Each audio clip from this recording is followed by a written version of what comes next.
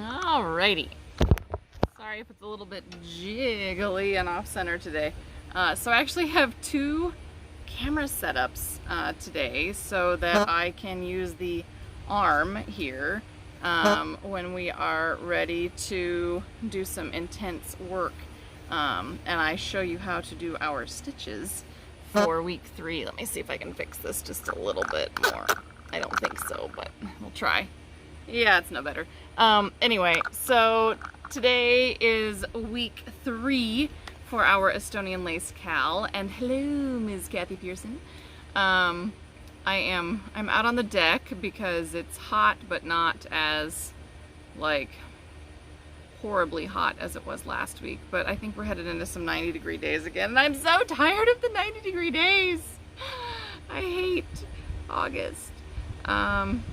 Anyway.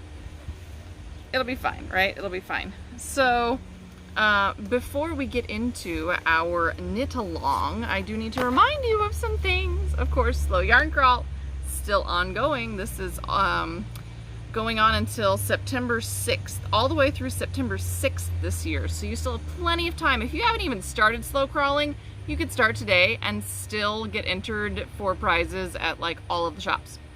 Just throwing that out there. Little passports, $10 for the passport, but you get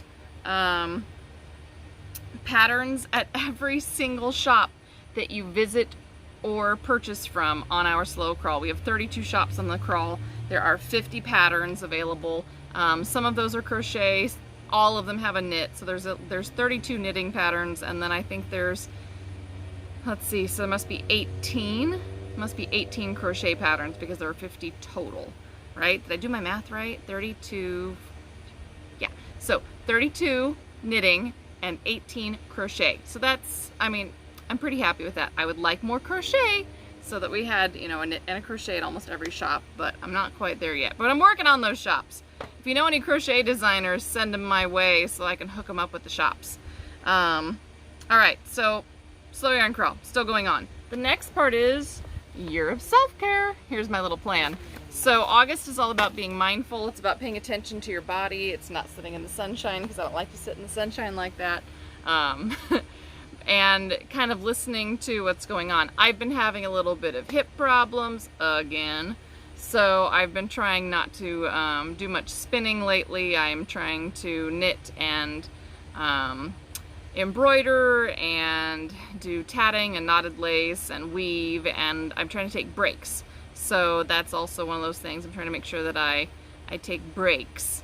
And it's just something that, you know, I've basically been fighting pretty much since I got pregnant. Like my hips got really loose. I'm hoping that, because I'm going longer and longer with good stretches, I'm hoping that my hips will start to get a little bit better.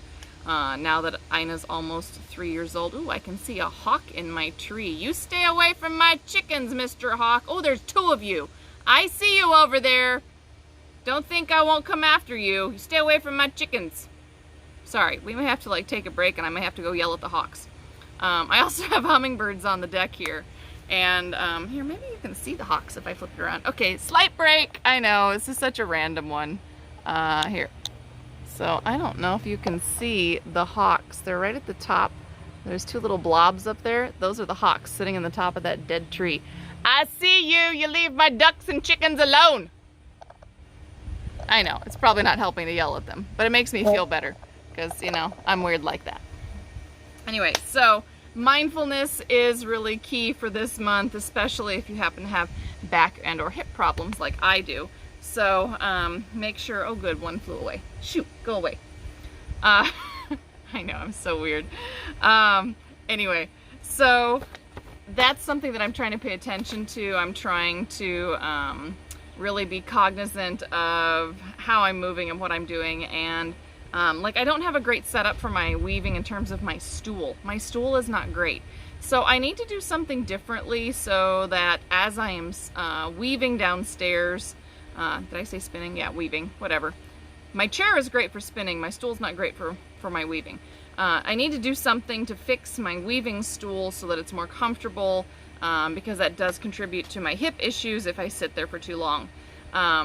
And that's another thing, is I'm trying to remember to get up like every 20 minutes, take a break, do something different. Ina does help with that. But when she's asleep, like she is now, I get into like a manic rush to finish things. And, you know, I'll knit for an hour straight and not take a break because I don't get knitting time. You know, I don't get good knitting time. So anyway, just a little comment about mindfulness. And September August, I was going to be making socks, but I finished my socks kind of last month, and I decided that instead we were going to do this fun water lilies scarf knit along. So that's what we're focusing on. But one last thing before we get into that. These were back ordered and they came. This is Norwegian Knitting Designs 90 years later. I'll be doing like a full little book talk like I've been doing, but I just want to show you some of the adorable sweaters. Let's see, let's find something else. Oh, here's a cute one. Cute sweater. And then in the back here, I think I've got sweet little mittens. So many fun things in this book. And probably one of the coolest things is you get a book inside your book. So this book is based on this book, which is a reprint of the original. Clearly it's not the original book. But this is just like so cool. There's a whole like section in here where, yes, in the 1920s, yeah, there was a little book published called Norwegian Knitting Designs. It was first published in 1929. It was translated into English in 1952. And you know, it's kind of hard to find that book, but what they've done is they've taken it, they've updated it a little bit, and then they've included the original patterns and charts here in the back as well, so that you can check those out. And this is like the coolest frickin' book. So I'm gonna do one of my little book talks and show you what's inside it. I am still working on all of those. It's just, you know, I'm always working on something, right? So anyway, I just had to show you this book real quick. If you haven't ordered it yet, we have 4 copies that we got in. Tina and I would like to keep one, but we can always reorder if you decide you need it. So anyway, yeah. Oh, Arnie and Carlos, yeah. Well, you know, we've got really into the Norwegian designers in the last year, especially Tina. She did that giveaway for the Christmas balls from Arnie and Carlos too. Anyway, so I just wanted to share that with you really quick before I do my actual book talk. Now, let's get into the fun stuff. We are in our water lilies scarf knit along. I have made it all the way through my increasing section, and now I'm in my stable section, which are my funky flowers at the top.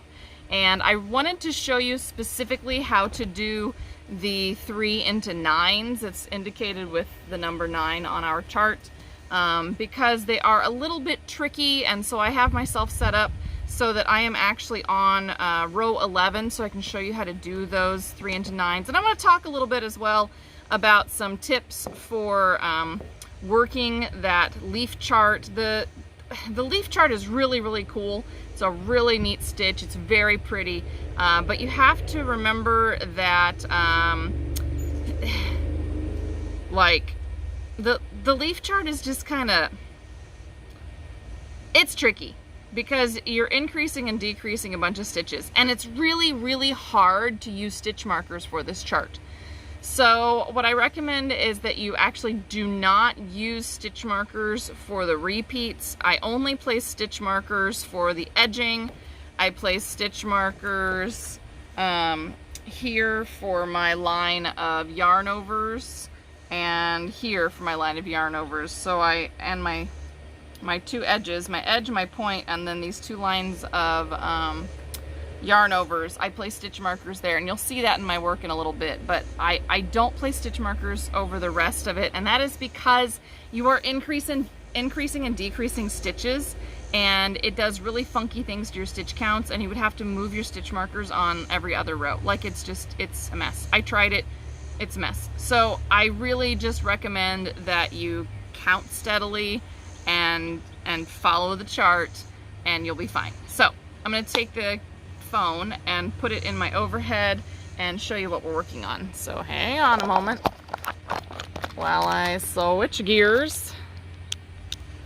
Okay, so here we go.